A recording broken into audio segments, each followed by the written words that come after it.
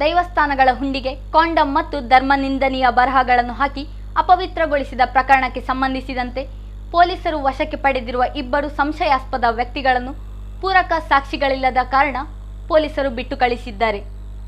ಈ ಕುರಿತಂತೆ ಮಾಧ್ಯಮಗಳಿಗೆ ಮಾಹಿತಿ ನೀಡಿರುವ ಪೊಲೀಸ್ ಆಯುಕ್ತ ಶಶಿಕುಮಾರ್, ಪೊಕ್ರೋಡಿ ಅಬ್ದುಲ್ ರಹೀಂ ಮತ್ತು ಅಬ್ದುಲ್ ತೌಫೀಕ್ ಎಂಬುವರು ಠಾಣೆಗೆ ಕರೆಸಿ 4 ದಿನಗಳ ಕಾಲ ವಿಚಾರಣೆ ನಡೆಸಲಾಗಿತ್ತು. ಇವರ ವಿರುದ್ಧ ಐಪಿಸಿ ಸೆಕ್ಷನ್ 169ರ ಅನ್ವಯ ಪ್ರಕರಣ ದಾಖಲಿಸಿ ವಿಚಾರಣೆ ನಡೆಸಲಾಗಿದೆ. ಇನ್ನೂ ಪೂರಕ ಸಾಕ್ಷಿಗಳು ದೊರೆತಿಲ್ಲ.